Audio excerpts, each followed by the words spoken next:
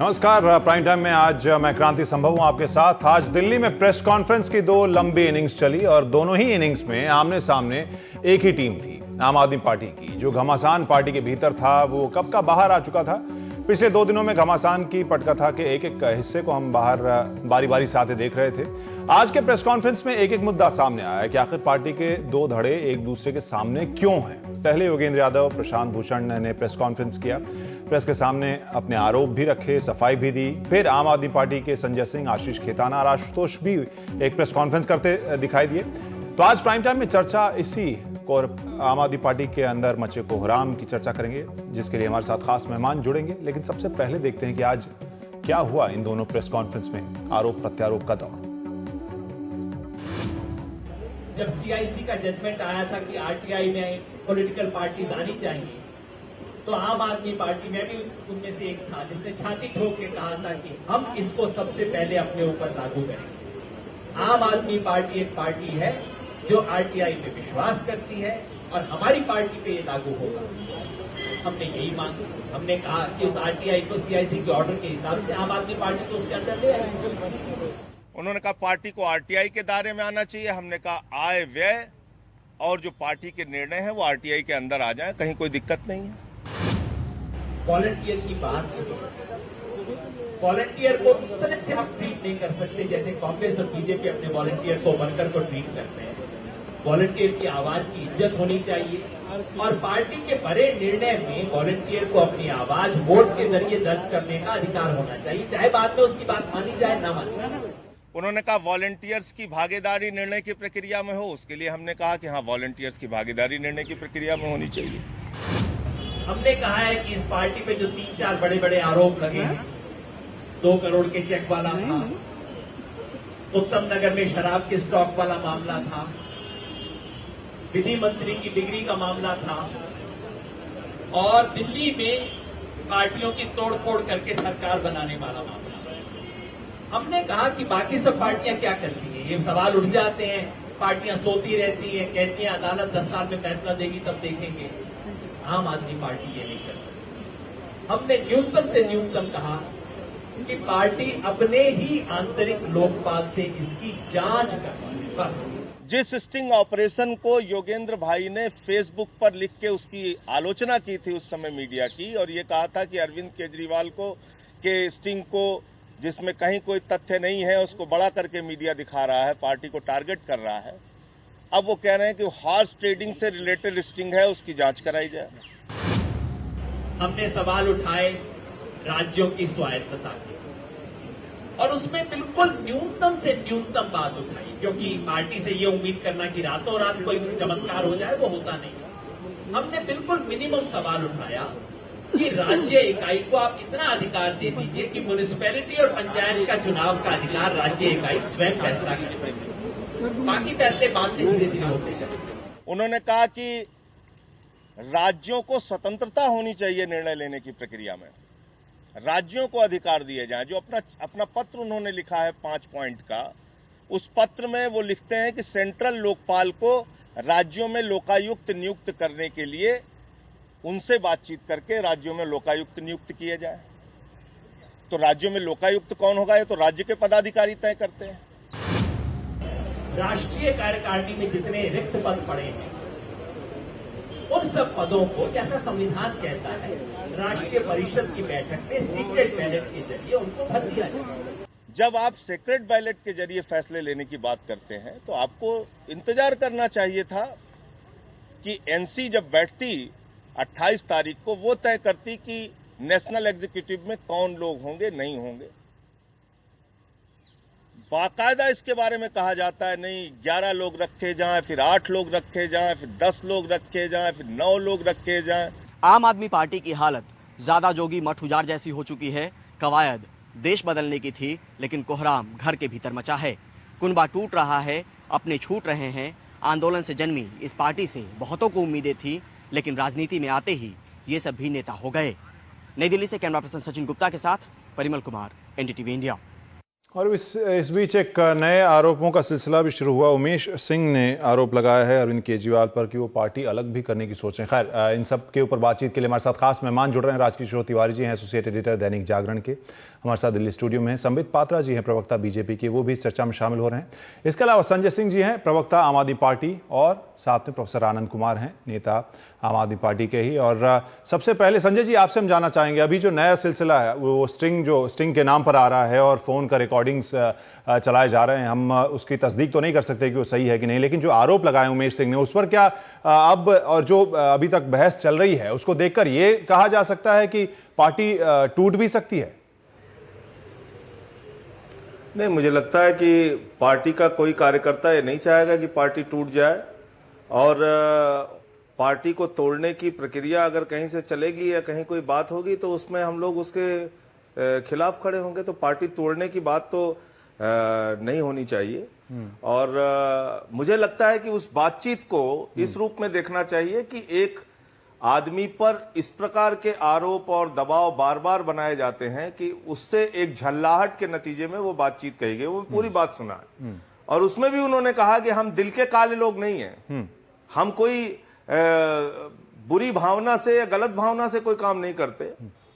तो मुझे लगता है कि उस बातचीत को और प्राइवेट कन्वर्सेशन को इस तरीके से रिकॉर्ड करके अगर आप डालने लगेंगे तो कितनी कितनी बातें हम लोगों के बारे में, हम उसके ऊपर प्रशांत जी ने कही है, किसने कही है, अगर उसकी चर्चा आपके टीवी चैनल पे होने लगेगी, उसी पर चर्चा हम नहीं कर रहे। किसी जो भी आरोप साथी लगाया को उमेश सिंह ने, उसमें एक मुद्दा ये भी उन्होंने कहा कि 68 विधायकों के साथ वो अलग पार्टी भी बना सकता हूं मैं, इस तरह की का आरोप लगाया। क्या इस तरह की सोच है पार्टी में? मैं यही कह रहा हूं आपसे कि वो एक ऐसी परिस्थिति की बात कर रहे हैं जब आप बिल्कुल बेबसी की हालत में होते हैं। तब उन्होंने कहा कि भाई ठीक है, अगर ऐसी बात है तो हम अलग हो जाते हैं, खुद बाकी लोग पार्टी चलाएं। लेकिन यह कहीं से मंशा नहीं है कि पार्टी टूट जाए या पार्टी अलग हो जाए। दूसरी बात यह मैं कहना चाहता हूं कि आप अगर व्यक्तिगत बातचीत को अगर रिकॉर्ड करके इस तरह से दिखाने लगेंगे, कई बार बातचीत में नाराजगी में प्रशांत जी ने ऐसी ऐसी बातें कह दी हैं, अगर उसको हम लोग टीवी चैनल पे बताने लगे तो मुश्किल हो जाएगा जवाब देना। इसलिए उस पर मैं कोई टिप्पणी नहीं करना चाहूंगा। ये बहुत ही दुखद है और ये गलत बात है कि आप किसी क्षण कोई नाराज हुआ, उस बात को रिकॉर्ड करके आप उस पर धमाकेदार खुलासा कोई कर रहे हैं। ये गलत तरीका है मुझे लगता है अपनी बात को लोगों तक पहुंचाने का। लेकिन जितने आरोप प्रत्यारोप चल रहे हैं और अलग अलग ऑडियो वीडियो तमाम स्ट्रिंग की बात हो रही है, लक्षण ठीक नहीं लग रहे हैं पार्टी के अंदर स्थिति को अगर देखें तो संजय जी। नहीं, बिल्कुल इस बात से तो मैं इनकारी नहीं। मैंने कल भी कहा और बीच बीच में बार बार ये कहता रहा हूं कि ये बहुत ही हास्यास्पद स्थिति बनती है पार्टी की जब मीडिया में बातें होने लगती हैं, आपस में आरोप प्रत्यारोप लगने लगते हैं, तो इससे एक हास्यास्पद स्थिति हम लोगों की बनती है, पार्टी का मजाक बनता है। लेकिन ये हास्यास्पद स्थिति में तो दोनों ही पार्टी, जो दोनों गुट की अब अगर आज की बात करें, दोनों ही गुट इस हास्यास्पद स्थिति में अच्छे से कंट्रीब्यूट कर रहे हैं। आपकी तरफ से भी भले ही बोला जा रहा हो कि हम कुछ कहेंगे नहीं, पूरा सम्मान है, लेकिन बयान उधर से भी आते हैं और प्रशांत भूषण और योगेंद्र यादव भी प्रेस कॉन्फ्रेंस करके तमाम चीजों को सार्वजनिक करते हैं। आखिर कौन, फिर दोनों एक दूसरे के ऊपर आरोप भी लगा रहे हैं, फिर ये भी कह रहे हैं कि स्थिति हास्यास्पद, तो इसका मतलब समझ नहीं आता। हाँ, यही मैं आपको समझाने की कोशिश कर रहा हूं कि 10 दिन से इस परिवार को बचाने की कवायद में हम सारे लोग लगे थे। बहुत गंभीरता से सकारात्मक बातचीत हो रही थी, एक एक मुद्दे पे सहमति बनती गई। 5 मुद्दों का जिसका जिक्र योगेंद्र भाई कह रहे हैं, कल जो फाइनल बातचीत हुई अजीत झा जी के सामने, उन्होंने कहा पृथ्वी रेड्डी और आशीष खेतान इन मुद्दों पे जो भी ड्राफ्ट तैयार कर देंगे वो हमें भी मंजूर होगा, आप भी मंजूर कर लीजिए। हमने कहा हम लोगों को भी मंजूर है, कहीं कोई आपत्ति नहीं है। उसके पहले जो कुछ मुद्दे उन्होंने उठाए थे उसको पीएसी में हम लोगों ने स्वीकार किया था, जिसका खुद योगेंद्र यादव जी ने स्वागत किया था ट्विटर पे लिख के कि पार्टी ने जो फैसले लिए हैं उसका हम स्वागत करते हैं। इसका मतलब कि एक सकारात्मक दिशा में बातचीत चल रही थी। बातचीत यहां तक पहुंच गई कि सारे मुद्दों पर सहमति बनने के बाद हम लोगों ने इन गलतियों के लिए, जिसका जिक्र आप कर रहे हैं क्रांति संभव जी, कि हम बयानबाजी करते हैं और पार्टी के कार्यकर्ताओं में गलत संदेश देते हैं, सामूहिक रूप से कार्यकर्ताओं और देश से माफी मांगेंगे। उसके लिए एक माफीनामा योगेंद्र भाई ने तैयार किया और उस पर हमने कहा हम भी दस्तखत कर दें, आप भी दस्तखत कर दीजिए। और ये सब कुछ उन्होंने कहा कि सारे फैसले लोकपाल के हस्ताक्षर से तय होने चाहिए। हम लोग उस पर भी राजी हो गए। कुछ नाम उन्होंने दिए कि एनी में शामिल किए जाएं, न्यूट्रल नाम जो दोनों पक्षों के लिए न्यूट्रल हो, और वो अच्छे नाम है, कहीं से वो गलत नाम नहीं थे। उस पर भी एक सहमति बन गई। तो इन सब कुछ के बावजूद 6:15 बजे उनका फोन आता है कि अरविंद केजरीवाल पर और आप लोगों पर, मेरे साथियों का और मेरा, स्वयं उन्होंने अपने आप को भी जोड़ा कि बिल्कुल भरोसा नहीं है, यकीन नहीं है और बातचीत को यहीं खत्म माना जाए। प्रोफेसर आनंद कुमार, आपके पास आना चाहेंगे यहाँ पर कि जो जिस भरोसे की बात की जा रही है, दोनों ही जो गुट है या दोनों ही जो धड़ा है आम आदमी पार्टी का, दोनों ही पार्टी के हित की बात कर रहा है, लेकिन अंततः दोनों ही में इतना भरोसे की ऐसी कमी है। क्या मुद्दा है ये? यहाँ कल तक की जो बात संजय जी बता रहे थे, आज किस तरह से स्थिति बदली है, उसके बारे में जरा आप बताएं।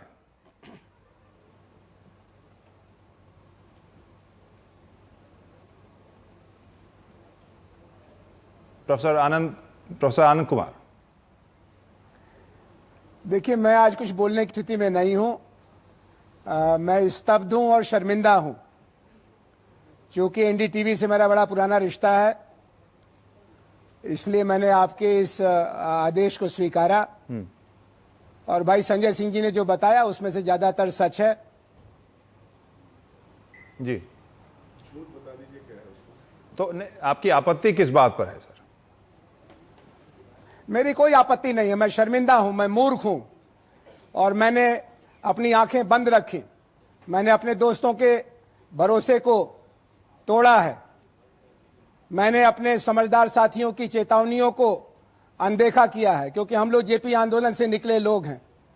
एक बार हमको बूढ़ों ने पराजित किया था, अब हमारी उम्र से 15 साल के लोग पराजित कर रहे हैं। शायद हम लोग अभिशप्त लोग हैं। इसलिए जिन भी लोगों को मैंने दिल्ली से लेकर के उड़ीसा और बंगाल और आंध्र और जाने कहां कहां देश और विदेश में ये भरोसा दिलाया था कि बदलाव के लिए कुछ अच्छे लोग मिल गए हैं, उनसे कहता हूं कि मुझे माफ करना।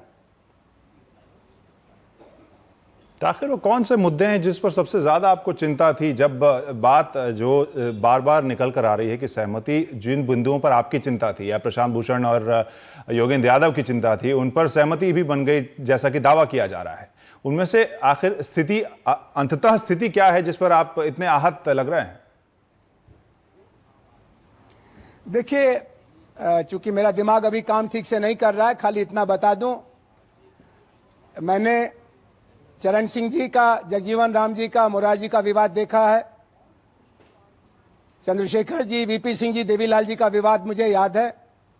आपस का भरोसा अगर लोगों में नहीं होगा तो मध्यस्थता करने वाले कितने भी अच्छे नरम लोग हों, वो दरारों को पाट नहीं सकते।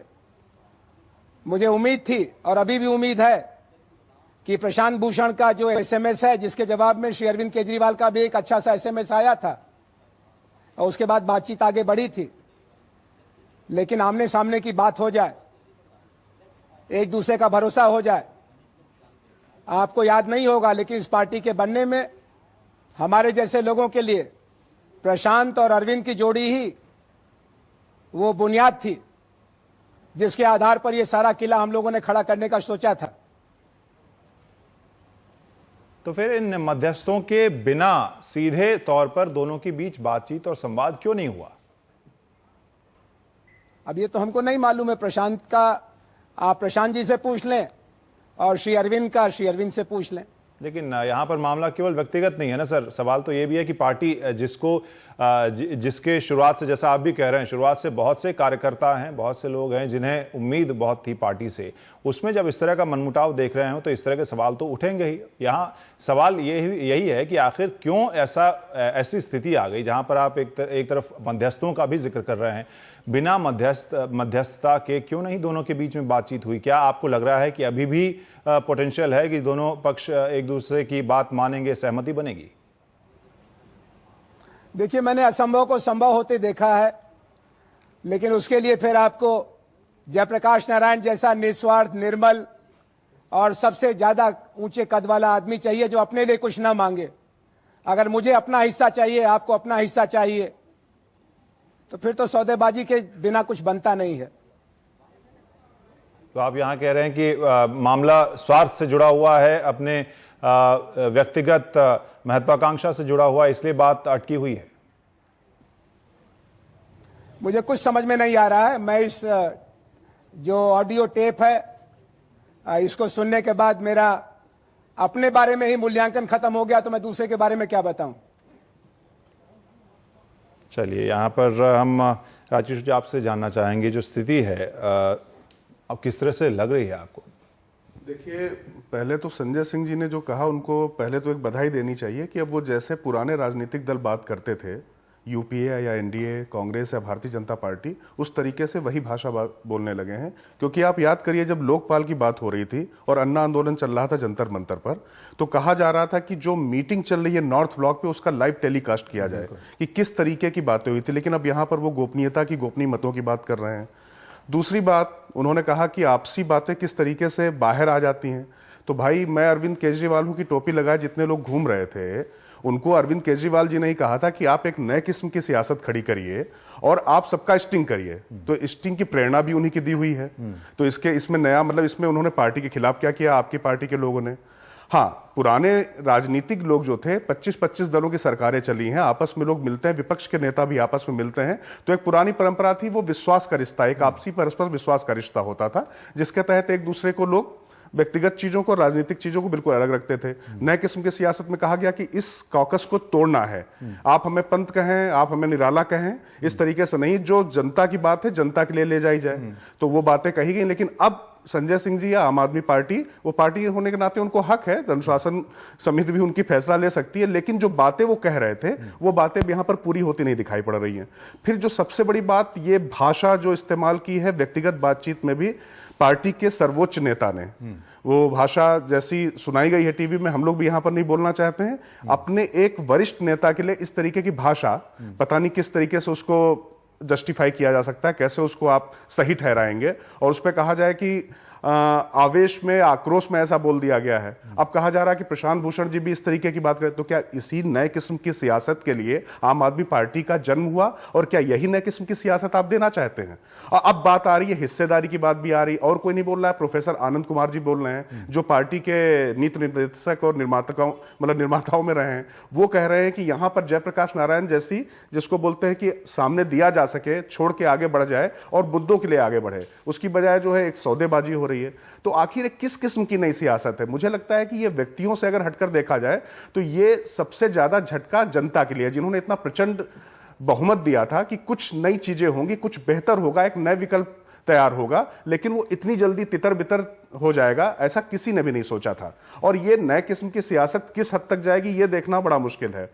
बाकी इन लोगों की हालत देख के एक बात और जरा समझ में आ रही है, एक शेर याद आ रहा है कि रात तो वक्त की पाबंद है, गुजर जाएगी, देखना यह है कि इस चिराग का सफर कितना है। तो अब यहाँ तो ये चिराग जो है कितना लंबा जल पाते हैं, उनकी बातें हैं। बाकी सियासत तो नए किस्म की एक दिशा हो चुकी है। जो उम्मीद सभी कार्यकर्ताओं ने और इस पार्टी के प्रशंसकों ने उम्मीद बांधी थी, उस पर शायद जरूर सवाल उठा है। लेकिन संजय जी और आनंद जी के पास जाने से पहले एक बार संबित जी के पास जाते हैं। संबित जी, आप कुछ प्रतिक्रिया देना चाह रहे थे? नहीं, देखिए, मैं तो तटस्थ होकर सुन रहा हूँ। दुख का विषय है। अभी मैंने सुना, मैं आनंद कुमार जी को बहुत आदर करता हूँ, बहुत मानता हूँ उनको। उन्होंने अभी कहा हिस्सों की लड़ाई है। ये हिस्सों की लड़ाई में दर्पण टूट गया है। आप देखिए, एक दर्पण में संजय सिंह दिख रहे हैं, एक दर्पण में आनंद कुमार दिख रहे हैं। ये दर्पण एक होता था, कभी एक ही दर्पण में दोनों को देख सकते थे।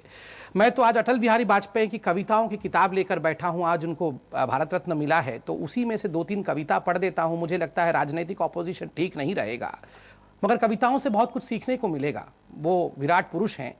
आहुति बाकी यज्ञ अधूरा, आहुति बाकी यज्ञ अधूरा, अपनों के विघ्नों ने घेरा, अंतिम जय का वज्र बनाने नव दधीची हड्डी गलाएं, आओ फिर से दीप जलाएं, आओ फिर से दीप जलाएं।